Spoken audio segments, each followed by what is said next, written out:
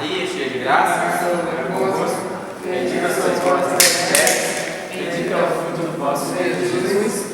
Santa Maria, Mãe de Deus, rogai por nós pecadores, agora é a hora de nossa morte. Amém. Bom, pode sentar já, de novo.